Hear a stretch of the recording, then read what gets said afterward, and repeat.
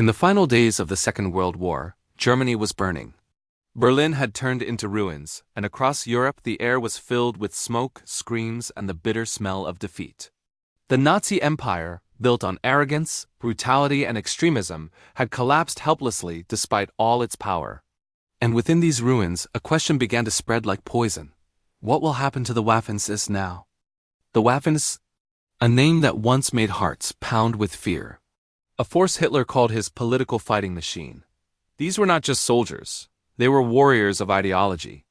And the moment Germany surrendered, the Waffen-SS suddenly became the most hunted force in the world. The men who had once been symbols of terror across Europe were now fugitives, criminals, and doomed souls running from their own past. In many nights of May 1945, the world witnessed scenes where the infamous Black SS uniforms burned in flames across forests, fields, and ruined villages. Soldiers tore off their collar badges, ripped out insignia from their caps, and many even cut their own skin to hide their SS tattoos. They knew one thing clearly: if the Allies identified them, their fate was sealed. On the other side, the Allied forces declared immediately after the war that the Waffen-SS was a criminal organization. Anyone who had served in the SS was now under suspicion, interrogation, and intense scrutiny. In Allied POW camps, SS soldiers were separated from regular Wehrmacht soldiers. One by one they were questioned, where they fought, which unit they served in, which commanders they followed. Some successfully hid their identities, but many were betrayed by their luck. Someone's tattoo exposed them. Someone's record matched an SS division. And someone's battlefield cruelty was remembered by surviving civilians. The harshest fate awaited those who fell into Soviet hands. For them, the war had ended, but their life had not. Camps across Eastern Europe, the frozen wasteland of Siberia, brutal cold, endless hunger, and years of forced labor became their future.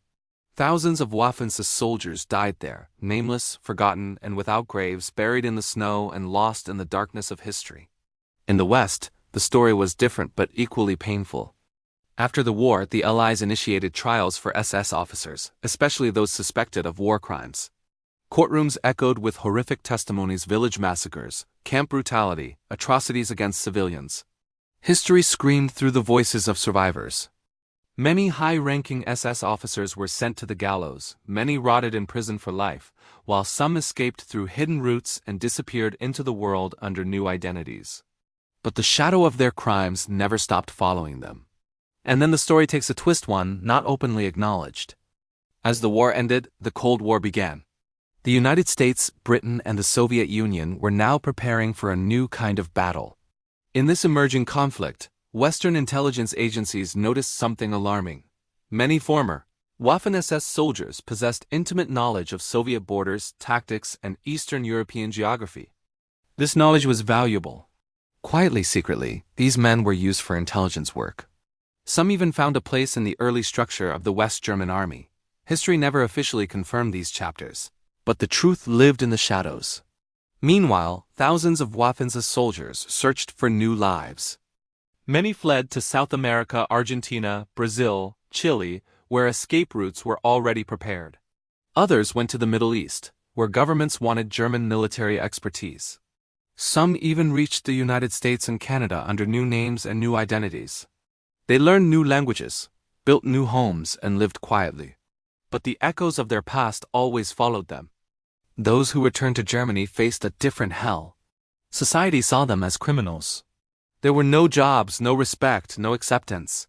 They were branded solely as members of an organization responsible for some of the darkest crimes humanity had ever witnessed.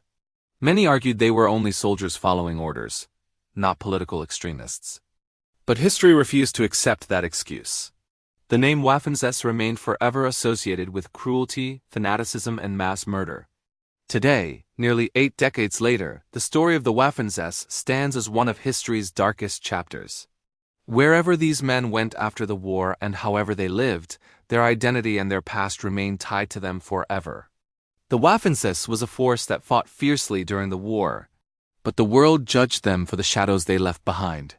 Their end reminds us that any organization built on ideology and violence, no matter how powerful eventually, falls to the truth written by its own actions.